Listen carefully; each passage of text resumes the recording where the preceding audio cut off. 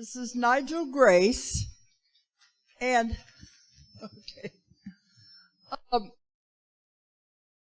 in pyramids, and he said he'd been there. Come on up. Okay.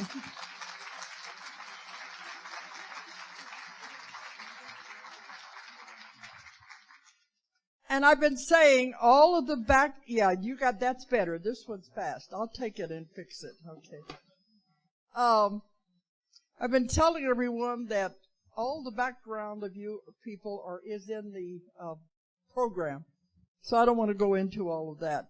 But you have been, was you part of the archaeological team, or were you there when they were working on that, or what? Yes, Dolores, I was a volunteer on the archaeological team for 3 years running, so I've been about 5 times now, including times when I've just been alone for many hours, just being there, meditating, trying to learn from the energies there.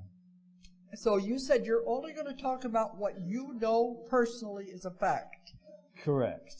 And about the tunnels that are underneath these pyramids. Yes. Okay, so I'm going to turn it over to you, and we got some more information that nobody knows about. Okay, Nigel Grace.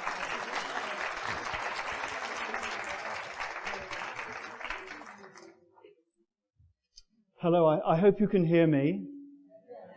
First of all, I just want to say from the moment that I received an email from Dolores, which I think was back in November of 2012, hardly a day has passed without me being in excited anticipation of being here and sharing with you, being with you, so many faces that I can just see across the way here.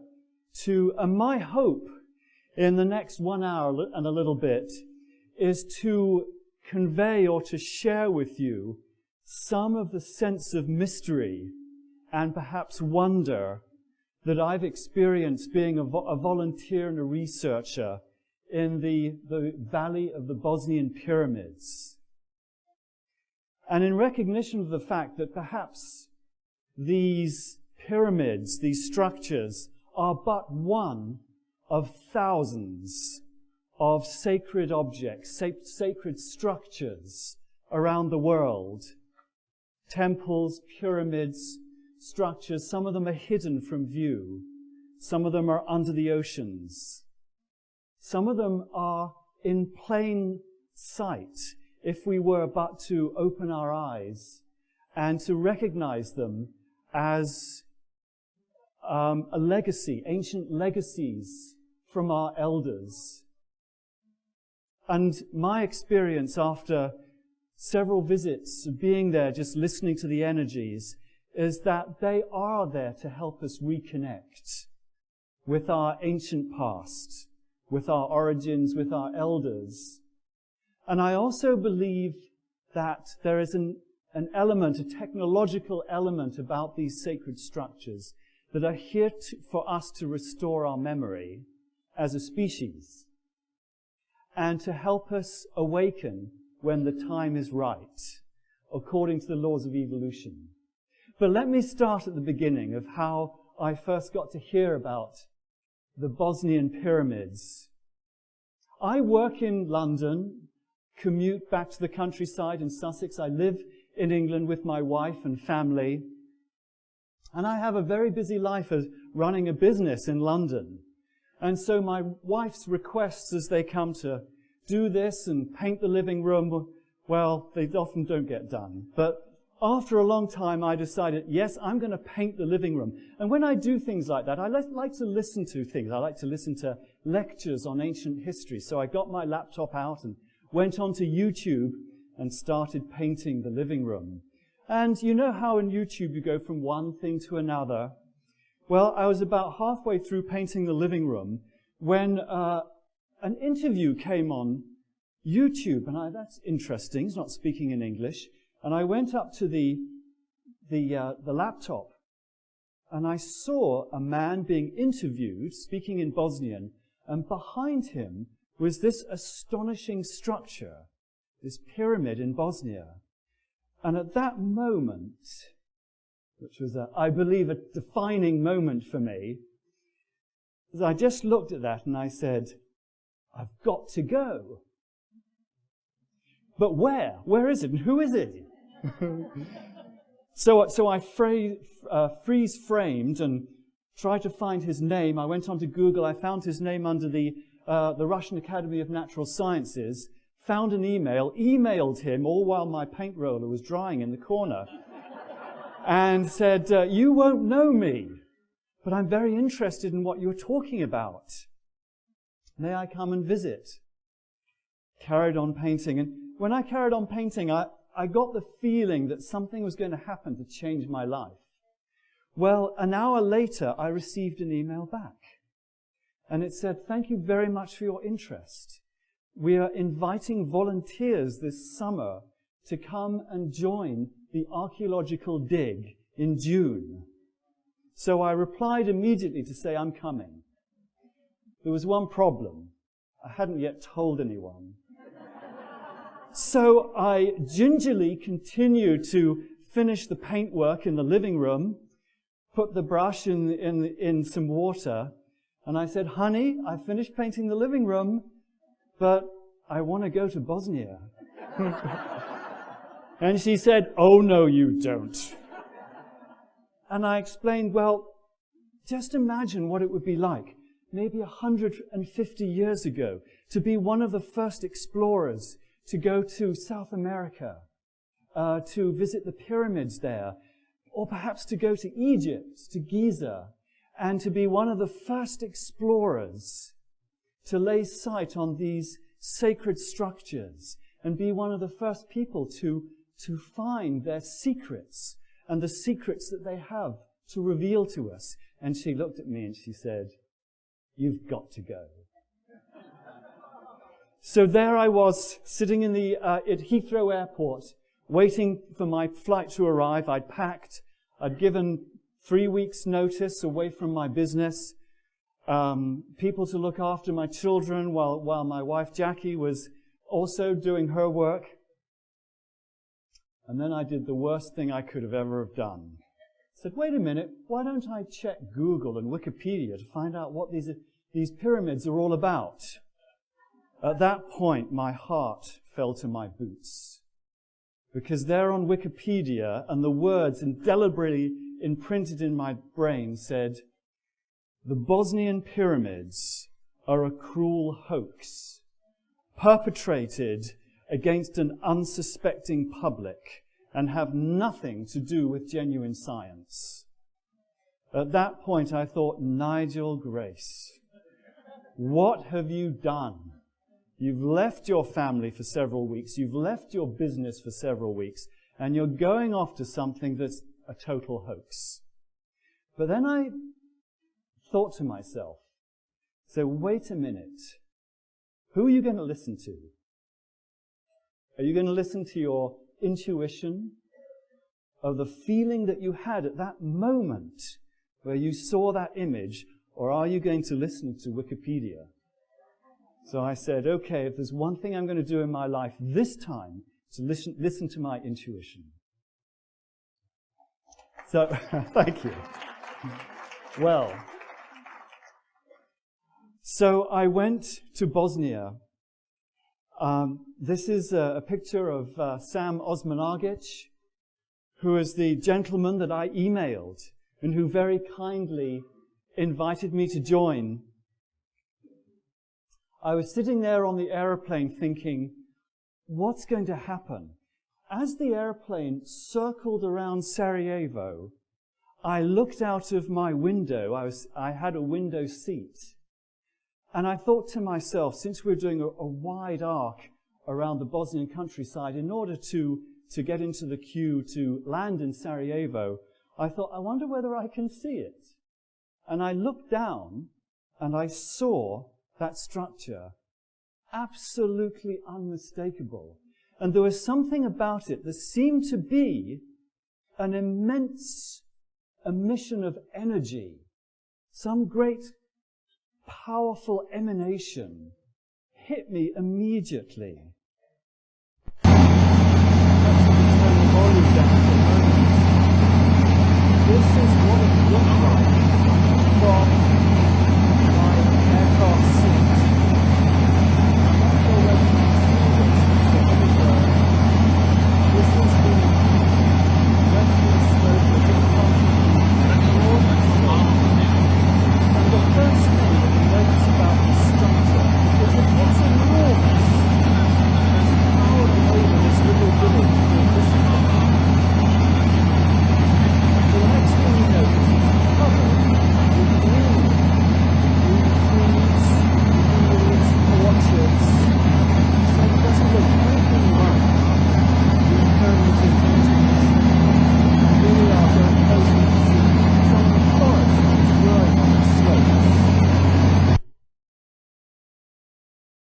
But on landing in Vissiko, one is immediately met and really shattered by the memory, the effects of the Bosnian War, the civil war that took place only recently, about 15 years ago.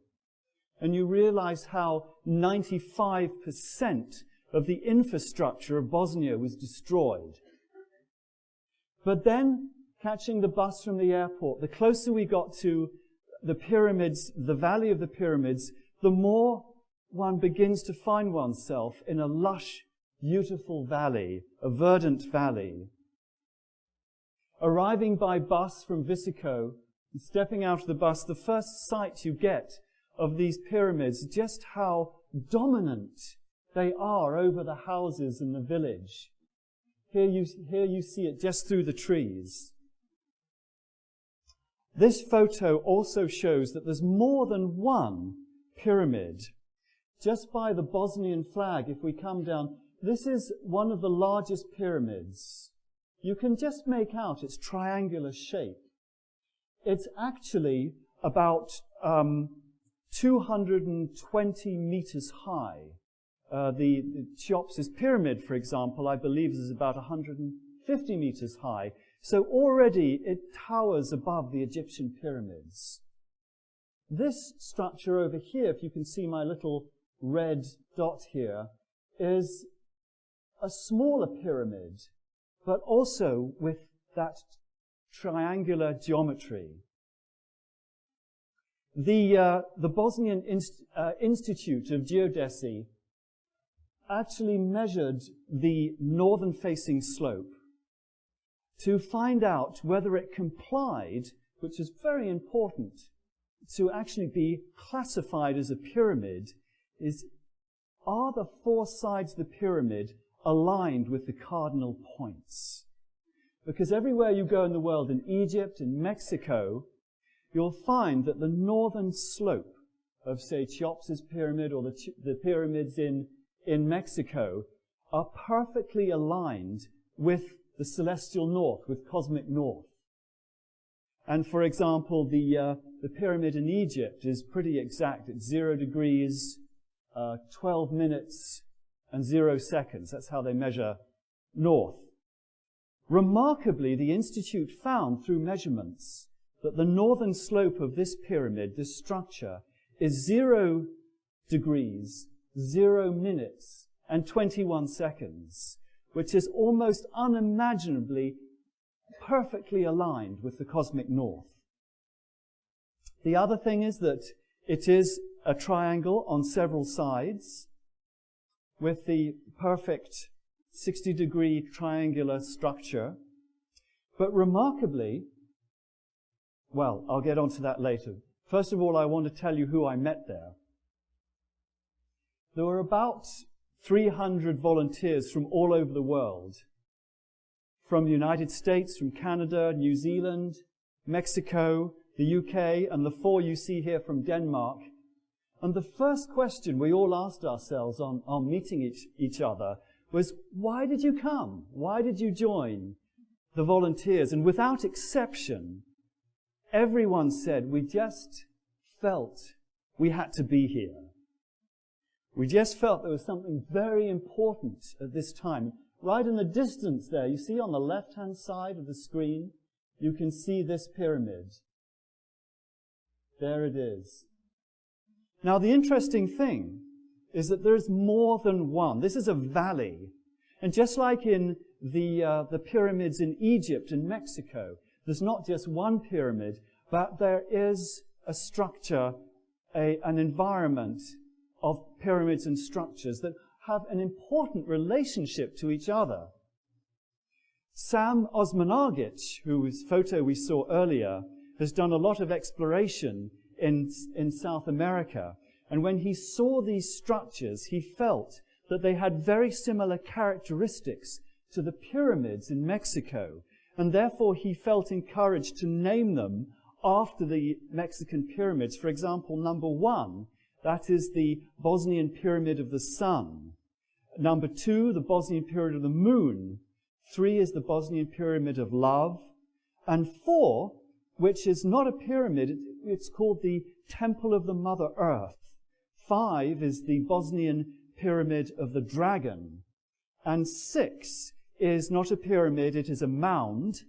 And that is, or we could call it a tumulus. Now, it's interesting to find that there is a very profound relationship to all of these structures. First of all, we see this contour map here, and it shows us, perhaps in a little bit more detail, the sharp edges of the pyramid. When we measure the peaks of the Pyramid of the Sun, the Moon, and the Dragon, we find a perfect triangle with 60-degree angles here. So this is a perfect equilateral triangle. So one wonders, have these pyramids, have these structures been built from the ground up in order to have this perfect geometrical relationship? Or was there a natural relationship, perfect distance relationship between them? This is one of the mysteries. Here we can see an artist's illustration of that perfect equilateral triangle. Well, but this photograph is taken with my little camera after climbing up to the top of the Pyramid of the Moon, which is across the valley from the Pyramid of the Sun. The sun was just going down behind the Pyramid of the Sun, and I got my camera out and snapped the picture, and then I, as one does, put the camera down and looked at the image in the little viewfinder, and I saw here a shadow pyramid cast by the shadow of the sun setting behind the Pyramid of the Sun. And that, for me, instilled upon me the importance of the relationship between the pyramids. It was almost as if the Pyramid of the Sun was giving its energy over to the Pyramid of the Moon at the end of the day and saying the role of the sun is now over, the role of the moon now begins. It also made me feel that what is important in life is both the spiritual and the physical, or the shadow and the real, are both real, and we need to have both in our lives. So that's what I felt at that time. Later on, during the summer equinox, summer solstice, I beg your pardon, I took this photo from the top. Now here is the Pyramid of the Moon, and here is the shadow of the Pyramid of the Sun, almost as if it's forming a shadow pyramid of equal height to the right. And because of that, I also came back during the autumn equinox, the fall equinox, to see what would happen. And I took photographs, and this is what I found. Here I am standing at the top of the Pyramid of the Sun.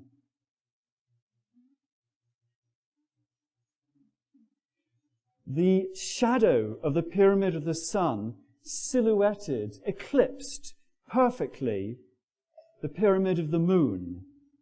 And as I stood there, I thought, what great significance this must have been to our ancestors, who held with great honor and veneration the sacred structures and their relationships, and also the movement of the sun, the movement of the stars, and how that important that was instilled in their culture.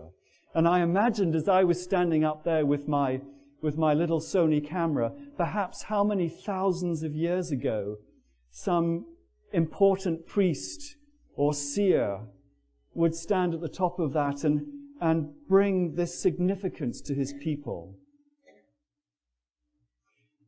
Preceded by me was another Brit, Dr. Harry Oldfield. Dr. Harry Oldfield, in 2007, brought to Bosnia a camera. He's a biologist, and he was working a lot with Kirlian photography for the purpose of medicinal use, just screening people's energies. And he developed a new camera called a PIP, or a PIP camera, that actually photographs energy, light, sound, vibration energy, being emitted by an object. It could be a leaf, it could be a plant, or it could be a structure. And this is one of the images above the pyramid of the sun, showing the vertical rise of energy from this structure. And then he turned the camera around to what was obviously a natural hill. And here very much we see that naturally energy is emitted from a hill like this in a horizontal format and gradually, whereas the artificial, or perhaps in places hollow structure of the pyramid, it escapes in vertical lines. Now, I think that this is so important that I'd actually like to show you a 3-minute video. I just have to go here.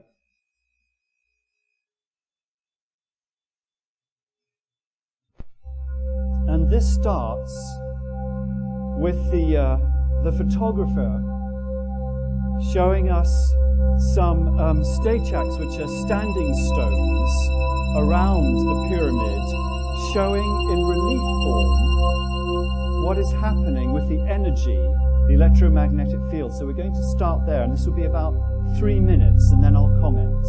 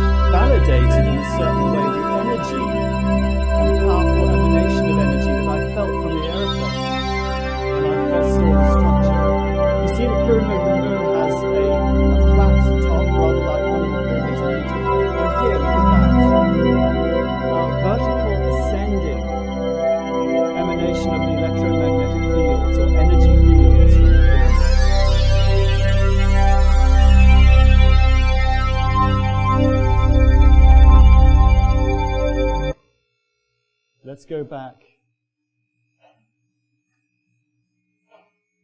A short while later, a team of physicists from Zagreb came to try to corroborate this discovery of the vertical ascending fields of energy.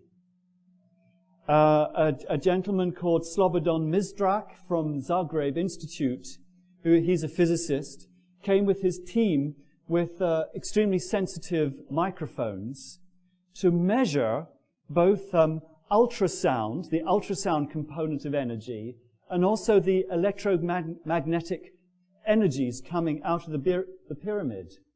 And they were shocked to find that it was at this summit, at about 4.5 meters or 13 feet in diameter, that there was one place at 28 kilohertz was a very powerful emanation of energy, both on ultrasound and electromagnetic energy. And having microphones, they can actually record the sound that this energy beam makes. By the way, I hasten to add that you cannot see this unless you can see into this range of the spectrum. This is an artist's impression. However, we do have a recording of the ultrasound that was recorded by Dr. Misdrak. But what he's done is he's lowered it down below 20 kilohertz so that the human auditory system can actually hear it.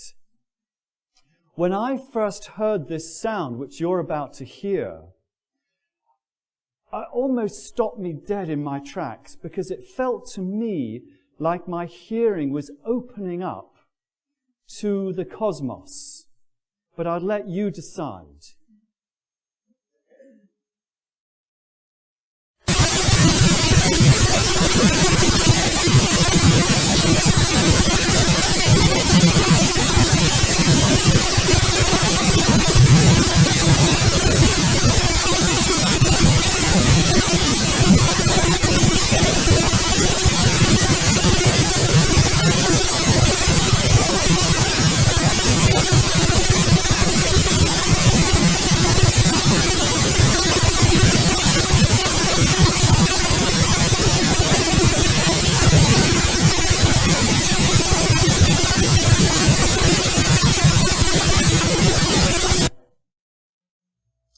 That has not been done once, has been done many times, different time of year, over the last 3 or 4 years, by different independent researchers.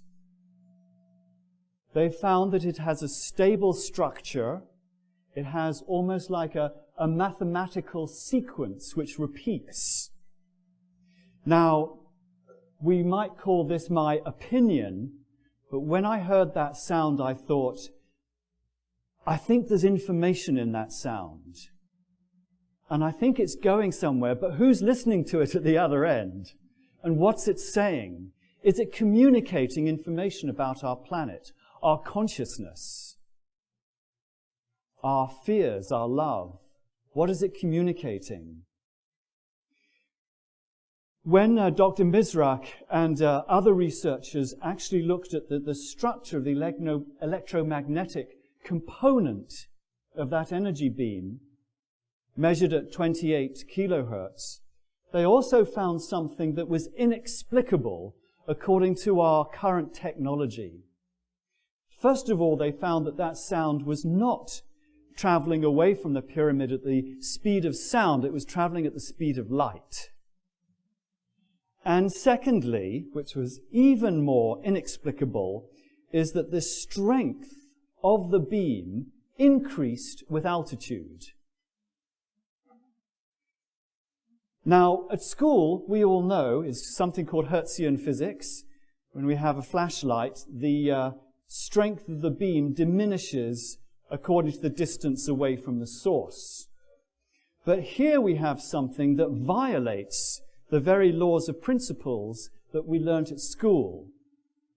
So it's impossible, maybe it's coming down, unless this could be an example of the type of energy physics that was demonstrated by Nikola Tesla over 100 years ago. And he demonstrated when he put a signal up into the ionosphere and it came down and lit up 28,000 homes in Colorado Springs, that there is a form of energy that is non-depleting over distance. So could it be that this energy beam has no deterioration over distance? Then it could, by speculation, have no limitation to its travel at the speed of light. Therefore could go to different solar systems, perhaps even different galaxies. It's something to think about. Well, they were very interested to continue research, having found that out. And so this again is Slobodan Mizrak from the Institute of Zagreb. And this time he's come with a lot more equipment. And this was in April of 2012. And what he thought is, we're going to do an experiment. We're going to find out where is the source of that energy beam? Where is it coming from? And how is it created? Because we know all energy production, electricity, needs a source. So what he decided to do was to emit a gentle, low voltage of about 1.9 amps down into the pyramid through at the center of that beam. So for a period of he hulked, it's a long way to the top, hulked all of the equipment up the top, and then for 52 hours they were constantly sending down that signal. And first of all, they also received a shock that it was returned 3 times the strength of what it was put in. But what was most astonishing is through the equipment that he had, which I don't fully understand, that he was able to determine how far the impulse went down before it was returned. And I have a little diagram here to show that it was actually 2,440 meters below the pyramid, which is about 1.8 miles beneath the surface of the planet. And what actually was happening is that it hit a very, very large ferrous plate, an iron plate. It could be iron, it could be gold, it could be silver, we don't know. But what was actually happening is that they also detected that this is where the energy beam was coming from. It was actually creating a constant electric power of 10 kilowatts. So are we looking at a machine, a pyramid that's actually a machine that creates electricity on a constant basis? And it is clean and free. And it has been producing this for millennia and is still continuing to do so. This is perhaps one of the mysteries of this structure. Now, the question is that if this is free energy, which we believe it is, then if this was to get out into the world, I feel that it will create a big shift in life on our planet. And in fact, Nikola Tesla, if I can remember this quote, which is a wonderful quote, was noted for saying that if we could produce electricity with sufficient quality over time, we could radically transform the quality of our planet and life on it. This is from an article by Hrvoje Salic, also Eastern European. This is actually a paper that he wrote on his theory about the Egyptian pyramid and how the pyramids in Egypt generate negative ions. You know, negative ions, when you're by the ocean or in the forest and you breathe in, you feel wonderful. Those are the negative ions. And in his paper, he showed how the pyramid was pushing up through its apex a steady stream of voltage that was going up and, in a very benign way, stabilizing and enriching the ionic current. Well, remarkably, we found that too. For example, I'll go into this in a moment. For example, when all of the Bosnian factories were pelting out pollution during the day, it was measured that the strength of the beam increased. Whereas on Sunday, when everyone's at church or in the mosques, there's no factories working, the strength of the beam went down again. So not only could it be a machine that creates energy, it also appears to be a self-regulating, intelligent machine. Now, this slide also is very important because there's a researcher, a gentleman called Klaus Donner, who visited the Bosnia, and with a friend of his, he went up in a small light aircraft with a particular camera, georadar camera, that is used mostly for oil exploration. And he flew over the pyramid, and as a result, the photographic images that came out of that visit, he took a couple of felt-tip pens and drew in these lines. These are the passageways, the inner tunnels inside this structure at different depths. Now, that means that I must say that no one's been in this pyramid, but we can see through this georadar that there exists 7 levels of tunnels and 7 chambers. One's reminded of the 7 chakras here, probably. Each color represents a different depth. But let me pause for a moment because I have a different sound recording. Whereas the recording that I played just a moment ago was at the apex of the pyramid, there were some more recordings that were done lower down, and this one was recorded near one of these chambers. Unlike the recording of the apex, which was constant, unchanging, and was always there season after season, this recording only came occasionally. It came and it went. It moved. So it seemed to be of a different origin. And may I play it to you now?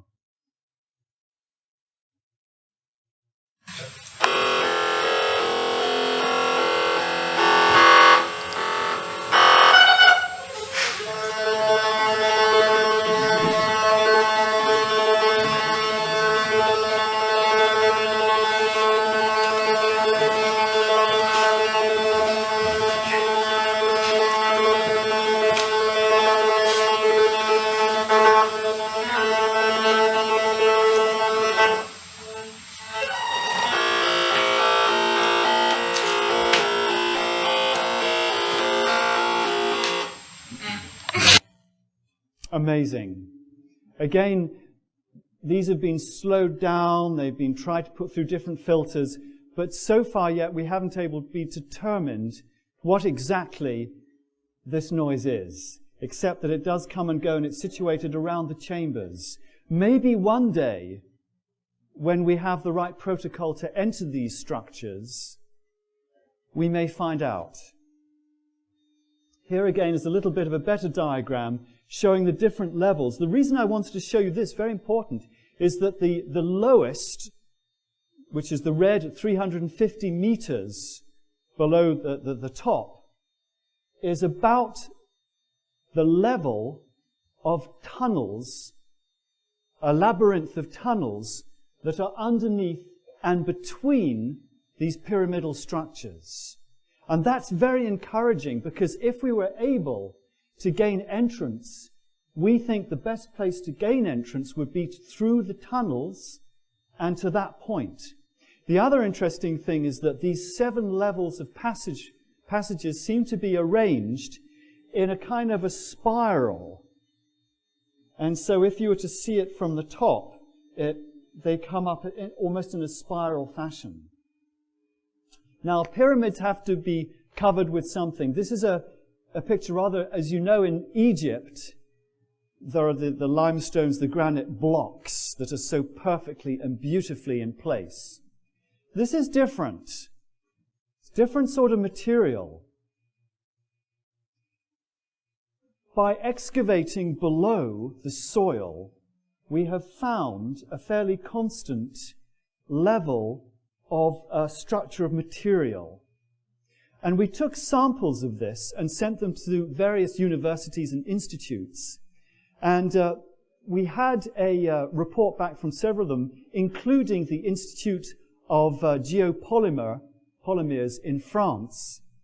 And they said, well, first of all, where did you get this? Because this is very unusual. And they said, this appears to be some sort of artificial concrete, but it doesn't seem to obey the normal measurement of concrete that we can make today. In fact, the strength of this concrete is 5 times stronger than the strongest concrete that's made in Germany today. And also, its water absorption is much less than any concrete that we can make today. And so they said, where did you get it from? We said, we got it from the Bosnian pyramids. And they say, no, that's impossible.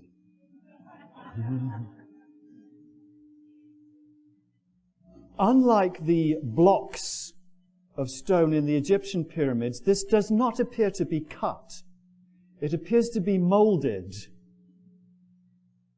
And further analysis has shown that it would have been molded on site. It's a mixture of clay and pebbles and stones fused together at high temperature, forming extremely resilient and strong concrete. And if this is the case, then surely this must be the first eco-sensitive and ecological culture to in fact build this material on site using local materials. Remarkably, when you take a close look at it, I have a little piece in my hand here that I hang on to while I'm talking. It's filled with quartz crystal. So if you can imagine the enormity of this structure filled with crystal. Working in 40 degrees Celsius is very hard. This is Laura from Spain, and she's doing what we all do at the end of our 6-hour shift as volunteers. This is what we call the healing rock. It's a particular part of the concrete at 45 degrees. At the end of working at 100 degrees Fahrenheit for 6 hours, you just lay there for 10 minutes and you're revived. So it has a healing effect, a healing propensity.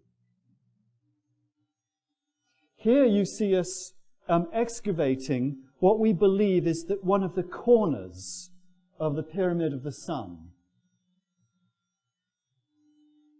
Here it is again. And this shows a clear line from top to bottom. We cannot excavate in all places because the government only gives us permission. So perhaps were we to extend the excavations, we wonder perhaps whether this pyramid would look similar to this artist's impression. Now, I come to the fact that Bosnian people are very friendly. They're not sure whether this is a pyramid, but they love us coming into their shops. One day I was coming down, and this farmer came out and offered us some of these beautiful flowers, and he was rubbing his tummy and saying, "You." And so we found out that these are actually healing herbs that were growing on the sides of the pyramid. And the Pedology Institute of Bosnia has studied the ecosystem around these pyramids, and they found that the temperature is 5 degrees warmer on the surface of the pyramids as opposed to the natural hills surrounding the area. And it's almost like a southern Mediterranean environment on these pyramids. And so there are wonderful orchards, trees, plants. Remarkably, many of the healing herbs that are growing, as offered by this charming farmer, are indigenous to this structure and are not found anywhere else in Bosnia. Moving over to the Pyramid of the Moon, we see that we're excavating in a number of places as shown by the red marks here. This is quite different. There are terraces. You can see these paving stones. Here, here, and here. And they're arranged almost in a spiral from the top right down to the bottom of the Pyramid of the Moon. Again, the Bosnian Institute of Pedology has studied the soil levels that we had to remove to get down to this level. And they found, through studying the layers, that the soil covering the concrete has been there for about 12 to 15,000 years, which is quite surprising because the pyramids in Egypt, for example, according to contemporary Orthodox archaeological understanding, it's about 5,500 years, I believe. So here we're looking at structures with a minimum age, according to soil analysis, of about 12 to 15,000 years. Now this is the mound that I was telling you about, and I wanted to show you this. This is a little bit away from the other two pyramids, but also a part of the valley. And here we're finding extraordinary examples of large stones forming the structure. And it is in fact hollow inside. Now look at this.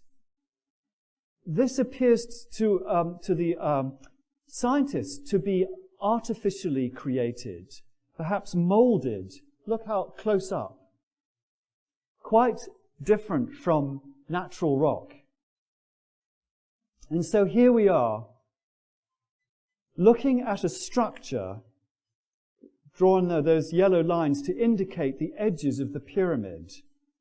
You can see the little road, the trees, the forests, and some of the places we've been excavating. Now, of course, it is hot work, going up to about 100 degrees Fahrenheit. And here you can see the section of soil that's been removed in order to reach this concrete. The reason we're excavating here is that the georadar camera has indicated that beneath this concrete there is a tunnel which connects with another tunnel that could go into the entrance of the pyramid itself. So we're very excited, and we're working here to remove the soil and to try and get beneath this concrete. Here we are.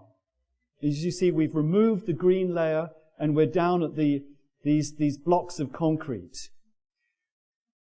We couldn't get through to the tunnel below because the concrete is too tough, it's too strong. But what we did find is a fossilized leaf on top of the concrete once the soil had been removed. So we sent it off to another one of the institutes, and it came back, this one in Kiev, from the Laboratory for Carbon Dating Analysis. The results came back that this piece of carbon, this leaf that was sitting on top of the concrete, is dated at 24,800 years plus or minus 200 years. That on the Bosnian Pyramid of the Sun, now. This means that this structure is linking us to a different time cycle. A time cycle before the last ice age, which was about 25,000 years ago. That's why it feels so incredible to be there, because excavating this structure, it's almost like one is being connected to a culture, a civilization, a people or beings who lived an entirely different cycle of time. And in that way, it almost feels like we are getting back to restoring our memory of a different time cycle, when life on this planet could have been very different, and where the evolution of our species could have been at a different level, perhaps a higher level than it is now. So we got digging to try and find out whether we could get into the pyramid. As I said, the concrete is incredibly tough, and this was one day's damage. 5 axes all broken. So, interestingly, we could get into this little crevice in the northern face. You could just squeeze inside to feel some cool air coming from the inside. There it is. There's a small water bottle at the bottom to give you an idea of the height of this crevice. So now we brought up a very powerful industrial drill to start hacking away, to force our way into this crack. But as you can see from the faces of Riccardo from Italy, who's the archaeologist, and this gentleman from Norway, well, first of all, the cable melted, then the generator fused and blew up, and then the drill itself stopped working. Personally, I'm very, very pleased about that. The reason is that I believe that it is incorrect and inappropriate to force an entry into this structure. Especially as we realize that the power of the energy that it's generating, that it's important to have strong layers of concrete to prevent that energy from leaking out into the atmosphere. What we're looking at here is a very intentional technology, and we shouldn't mess with it, in my opinion. I believe that there is a protocol, perhaps we could call it a spiritual protocol, to which we need to approach sacred structures.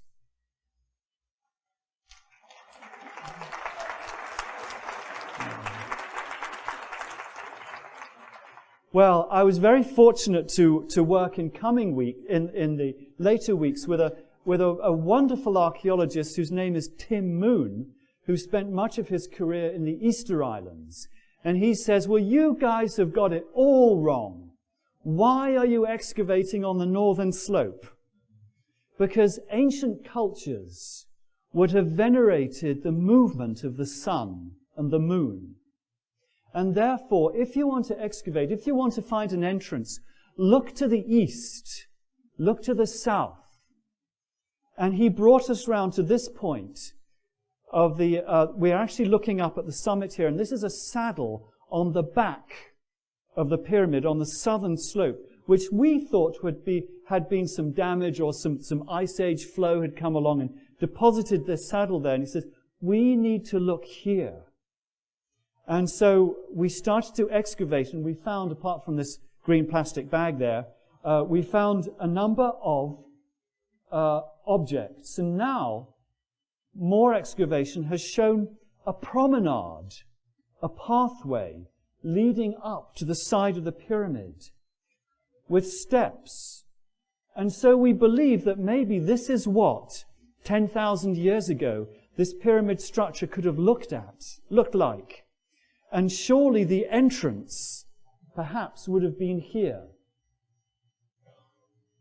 There we are. And if you can imagine the priests, the great seers of old in their great processions and robes, ceremonial garments, slowly proceeding up here for some great ceremonial event. That's what I imagined. When we go further out into the valley, we find that there's yet still more complex geometry. I'm particularly referring here to the Vratnica mound, not a pyramid, but a mound rather like the one I showed you. And here we've discovered what we believe is the key to the geometry of the Bosnian pyramids. First of all, it's a larger triangle, and when we take the midpoints from this structure into the equilateral triangle of the pyramids, we find yet more triangles within triangles appear. When we go out to, let me show you that again. When we go out to this place at the top, the Vratnica mound, we find a prehistoric megalith at the top of this mound that seems to have been placed there very, very deliberately.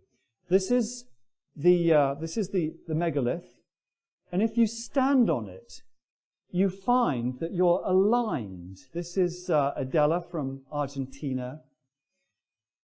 You're aligned looking out to the Pyramid of the Sun, and the Pyramid of the Sun is sitting on the Temple of the Mother Earth, which you can just see here, as if it's perfectly aligned. And then you take that line through this mosque here, and you find that there is a direct line between the peak, this power point of the mosque, I think it's built over some ley lines, and to this point on the monolith. So now, my goodness, it's just not about the relationship of three pyramids. It's about the terraforming of an entire landscape. And what was the intelligence? Who was the culture, the beings who created not just structures, but an entire landscape. Is this natural or is it artificial? Perhaps that question would have been incomprehensible to the beings or the culture that created this.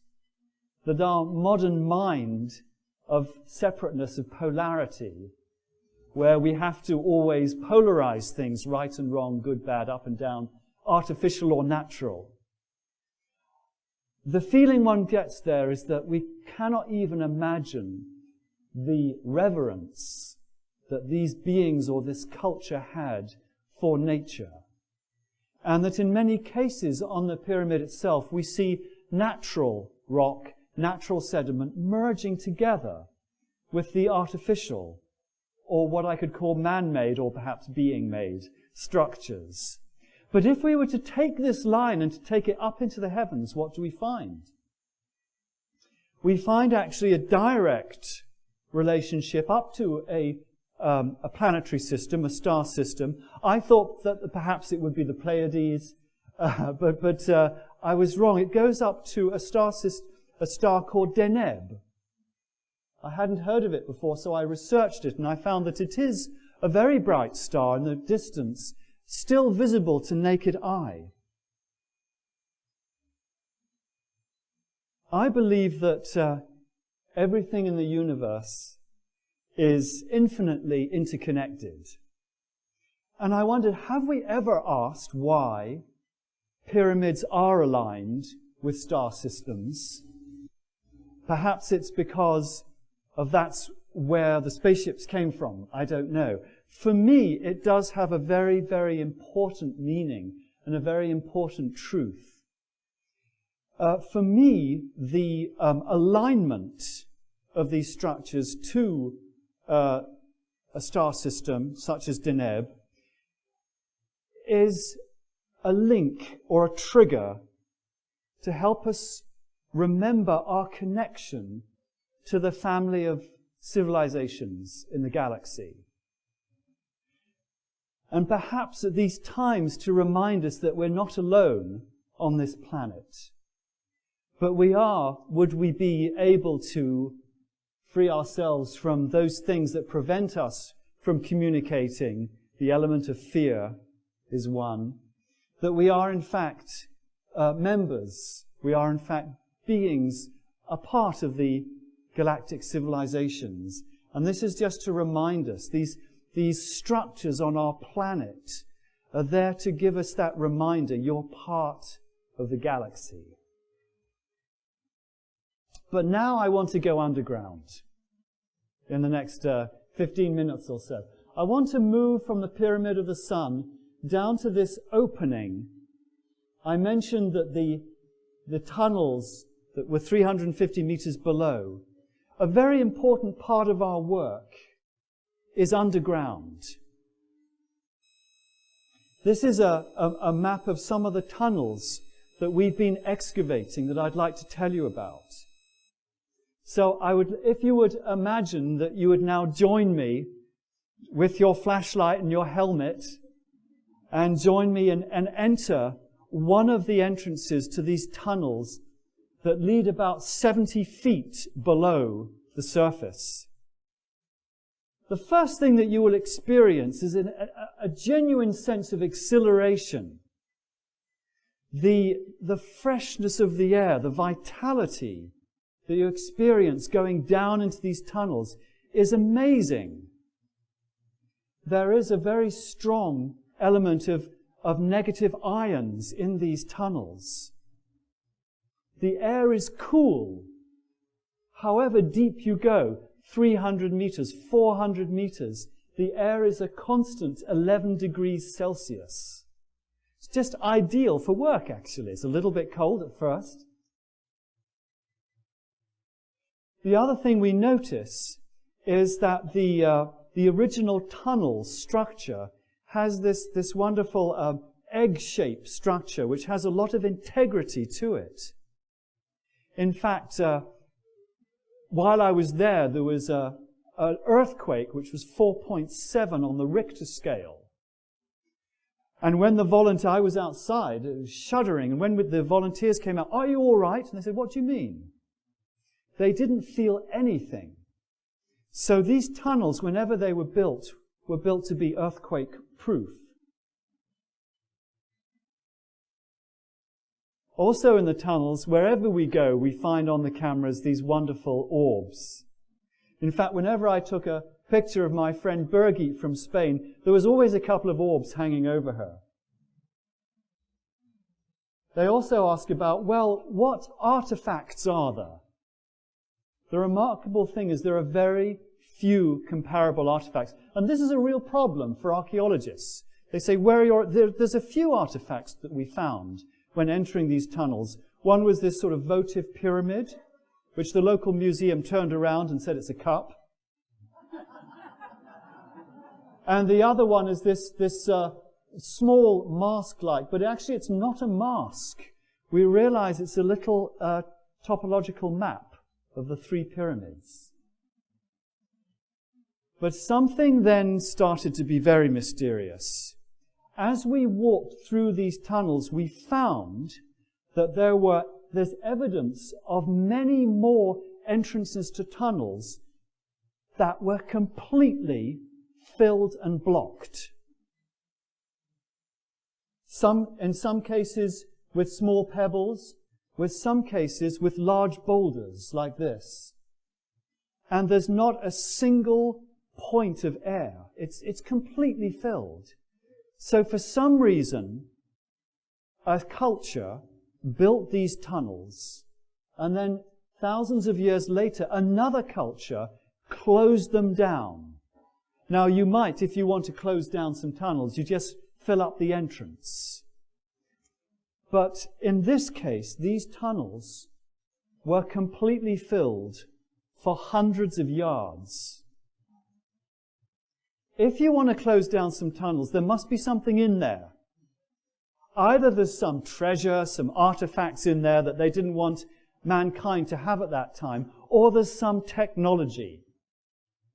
I believe it's some technology that for some reason they had to close down several thousands of years ago.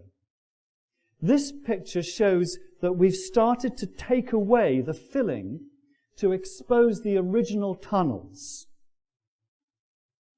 Here's two ladies from Spain with the wheelbarrow. Here's me. By the way, I had a very severe back accident. Thank you. A very severe back accident as a teenager playing rugby football, which is different from American football, but still. The osteopath said that I pretty much had to qualify for a metal brace for my lower lumbar region. So what job did they give me? The wheelbarrow. So for 6 hours a day, I was carting this wheelbarrow. The remarkable thing is, the more I went in with this wheelbarrow, the stronger my back came. And as today, I have no physiological impairment in my back. But I'm going to tell you why in a minute. So here you see on the right, there's a tunnel that we've not touched. On the left, a tunnel that we've started to remove the filling. As we remove the filling, we find a number of large objects, large stone objects. These, in fact, they're almost vibrating with energy. They're very powerful energetically. The reason why they're powerful is that we found that they're placed exactly over underground water flow, about 70 feet below. This is a large object. You can see he's holding his hand here to show the energy that's coming off it. There's a lovely place to meditate, by the way. I brought my camera down right on the floor now, and I've shown that this particular megalith is glued for some way onto a base beneath it. So whoever placed them here did not want these structures to be moved to the left or to the right. So they have a technological purpose. Now, we took a small sample and we sent it off to the Institute of Atomic Physics in Zagreb. And they sent us a message back to say, "Where have you found this?" This time we started to get a little smart. And we said, oh, somewhere. And they said, this is artificial. It's polymer ceramic. Now, this is where we get into real trouble with orthodox archaeologists. So they say, if this is polymer ceramic, we learned the technology of polymers about 100 years ago. Therefore, if this has been proven by the Institute of Atomic Physics in Zagreb to be polymer ceramic, then you guys are hoaxers. You have made these, you've brought them into the tunnels, and you're tricking us. Well, I can assure you that this was a stone that I excavated as a part of my team. It was in a part of a tunnel that had not been excavated before. We removed it and it started to appear under the sediment. I talked a little bit earlier about ionization. The great thing about the Bosnian pyramids, there are many independent research groups who want to come and find out things for themselves. So there was one team from the University of Trieste and the Polytechnic of Milan who came to measure the ionization using this device. Now, remarkably, the ionic count, say here in this beautiful part of the countryside, is maybe 1,000 to 2,000 negative ions per cubic centimeter. Up in New York or London, it's probably about 200 to 300. So here you can see at the Holiday Inn at the outset 400. Once we get inside the tunnels, they're going up to 2,000, 5,500. Around the megaliths, they go up to about 17,000, 20,000. Even in some parts, we found the ionic count up to be 43,000 negative ions per cubic centimeter. In other words, these tunnels are places of healing. There are two ladies meditating in one part of the tunnel. Also, some scientists have found that wherever there are harmful effects, such as the Curry line, Hartmann grid, black lines, power lines, black water, the energy of these sources, for some reason, have been transformed into positive energy. In other words, the body isn't exposed to any harmful effects in these tunnels, thereby allowing our physiology to start the healing process. And I have heard it say that the pyramids under the Bosnian the tunnels under the Bosnian pyramids are the most secure place of healing on the planet today, as my back would testify. When we look closer at these megaliths, we find that there are markings. Perhaps someone has, sorry, we're jumping ahead. Perhaps someone's come along and made a little arrow to say, this way, this tunnel. Actually, when we look closer, we find that they may be some sort of prehistoric signage or language. A researcher, Paulo Steckel, who's Brazilian, came to Bosnia, and he's a researcher in runes, the ancient science and art of runes and runic inscriptions. And he says many of these, in fact all of them, seem to have a similarity to ancient English and European runes, going back thousands of years, perhaps a sort of a pre-Sanskrit language. And so what he did is he took one or two of these inscriptions and compared them to the meanings that are known and studied by experts in runology, if there is such a word, and found these two in particular have direct correlates with certain runes. This is the Laguz, the future selves call upon us. Now, the interesting thing is, can you translate runes? They have many multidimensional meanings. But this one, the Laguz, is about life energy, ocean spirit, collective unconsciousness. The Tiwaz, the higher than the self, is the self becoming higher. This is about rationality, self-sacrifice, sovereignty, righteousness, the spiritual warrior, and the well-being of the whole society. The last one, the kinas, meaning the rune that is about transformation, controlled energy. So when we take just these three runes together, are we being told by our ancient ancestors through their runic language that here in these tunnels there is a form of power, there is a form of energy underneath that can be transformed to the benefit of the whole of society, which is, of course, free energy. Some of the tunnels are water-filled. This is a photograph that I took. This is a sort of an interesting fog that appears from time to time. The first time I saw it, I was a bit worried. I thought it might be some poisonous gas until I saw it move away from me. Here again, there's a picture of this fog, and it tends to get in the way of the camera. If I haven't already given you the impression that when you're working in these tunnels, one very quickly gets the feeling that we're not here alone, and we shouldn't think of ourselves as the only intelligent life forms. That in fact we do share this planet with many life forms, which we need to respect and cooperate with. These forms, I believe, are some sort of expression of intelligence that is still there in the tunnels. Again, a mystery that cannot be solved. But I want to move on now to a study by Janez Pelko, who again used the Kirlian photography, and this time Kirlian photography shows the energy coming out of an organic system such as a hand, a plant.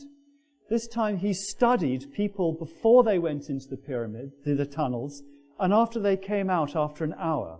And you can see on the left-hand side the image before entering. You can see little gaps in the energy of the life force around the knee, over the head.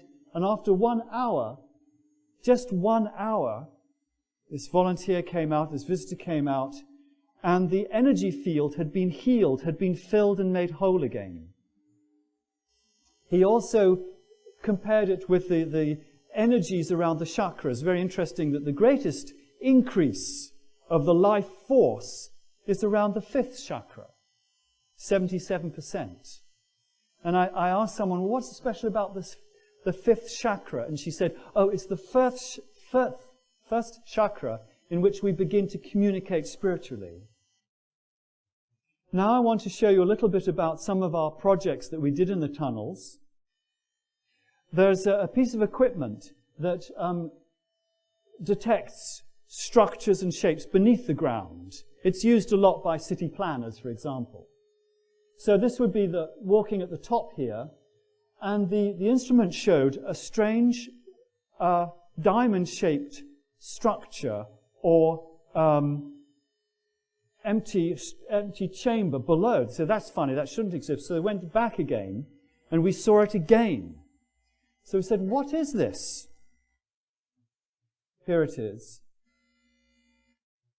So what we did is we excavated because we thought that it could be a shaft going down.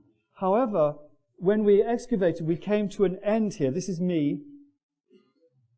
We felt there was a draft coming from below, but because we found some megaliths here, we didn't want to disturb them, so we stopped work here.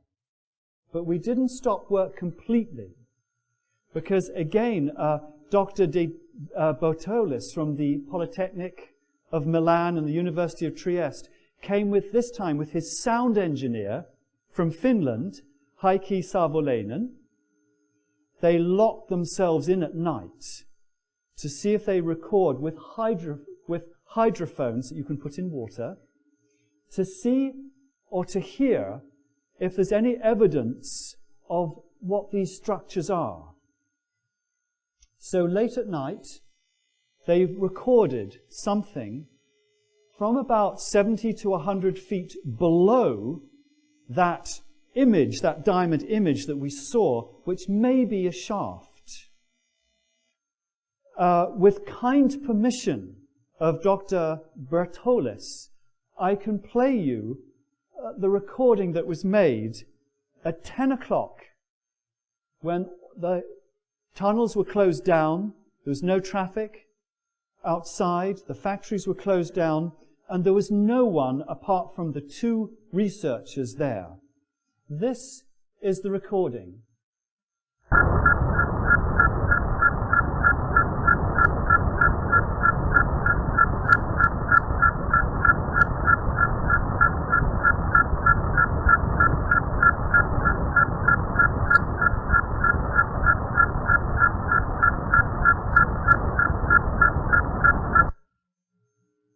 Now, Dr. de Bertolus is an established engineer, and he has a reputation to uphold. All he could say is that this is inexplicable. It came and it went. It seems to be some sort of mechanism deep, deep beneath the surface of the planet. All I can say is that I think with all of our technology that we have in the world today, we should be sensitive and tread lightly. We really don't know what's going on underground, what intelligences are there living with us on this planet. But hearing that, I think, gives us a broader perspective of the mysteries of our planet. There's one gentleman I want to introduce to you. Unfortunately, at school, he was given a nickname of Zombie. So I know him as Zombie. He's not really a zombie. Zombie has lived by these tunnels since he was a boy. He was born here. He doesn't speak much English, but he has, I think probably by virtue of the proximity of him living so close to the structure, he's an incredible intuitive. He introduced me to his understanding that there are guardians of the pyramids, guardians of the tunnels, who actually inform him from day to day where we may or may not work. Regardless of that, Zombie took me into a new section of the tunnels that we broke through by removing the filling. This is me, by the way, with my helmet on. And here you can see the roof right above my head. Realize I'm 70 feet below. I'm crawling through this much space. At that moment, this picture was taken, I thought to myself, my goodness, I should be getting claustrophobia at this point. The moment that thought came into my mind, I felt the thought being removed, and another thought came to me, no, you're safe, you're being held. So as we move... The air is beautiful too, even though we're 500 meters into the tunnel now. You won't be able to see this with my little camera. Just the feeling of it. Hi everyone. You can switch the volume up. It's down here. Zombie, lijepa ovdje. Jel, sad je tamo još bolja. Tamo. Sad smo ići tamo. Novi tunel. Ovo malo tu, sad idemo tamo. He's explaining to us that this... Oh, stara baba. Hang on, you gonna try to get past me? Stari dedo mora. Let's have a look up here. See what we can see. You can see two side tunnels. This way and this way. No one's going to be able to walk through here easily until this conglomerate of... But when we did get through, this is what we saw. It's quite remarkable that the walls of this new section of the tunnel, this new ancient section of the tunnel, this beautiful, perfect, we call them dry walls because there's no cement in between the stones. This section had never been filled. So can you imagine the first person or being stepping into this after thousands of years? The sense is of enormous peace. Because for me, time has not occurred in these tunnels, which is why they're so peaceful. Under the water. So if we were to get an explanation of what is going on in this valley, I want to show these, what we call standing stones. There are hundreds of thousands of standing stones. And here they show, maybe 1,000 years ago these were made. The antiquity is not known. This drawing, this relief of energy coming from below the ground up into the pyramid. So and this is an object, again Laura from Spain, outside with the spirals. On the left is the crop circle of exactly the same relief. On the side, you can just make out, is the Ankh, the Egyptian Ankh, showed in relief. Underneath, the signs of pyramids, with again the energy. This is the flower of life. It's easier to see them in relief. So I believe that thousands of years ago, these standing stones had these inscriptions on, not necessarily by the builders of the tunnels or the builders of the pyramids, but of a culture that would have understood the importance. And so I'd like to finish with an image that came to my mind. An image of a real pyramid, as above, so below. And within this structure, there are the eternally rotating, pulsating infinity signs, infinity loops. And the image that I was given at this time was that if we were but to be able to place ourselves, perhaps in our consciousness, at the center of this pyramid, it is the place where time and space comes together. It is where aging does not occur. And at this time, I was also given an inspired thought that this is the path that light takes on its way to planet Earth from the center of our galaxy. I'd like to draw my talk to an end here. I've gone over a little bit too long. Do we have time for one or two questions? But I just want to say you've been an absolutely wonderful audience. And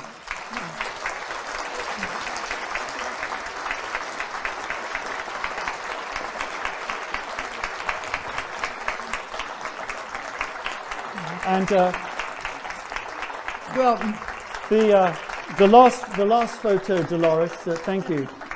The last photo of me is standing, there's the little inset, on top of the Bosnian Pyramid of the Sun at 11 minutes past 11 on the 21st of December 2012.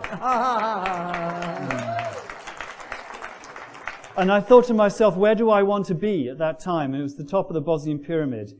The light was absolutely amazing. It was as if I may say, in my own opinion, the experience that there was at that moment a new light coming into the world.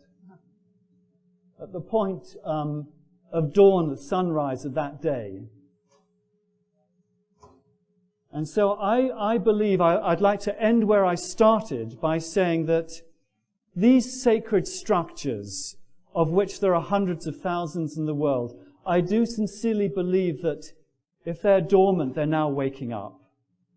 If they've always been awake, they're there for us to trigger our memory, to restore our memory of who we really are as a species and how we are connected to the family in the cosmos.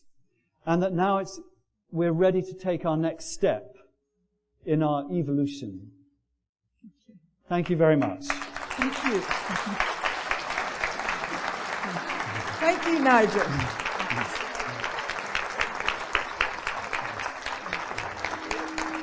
Standing ovation. Okay.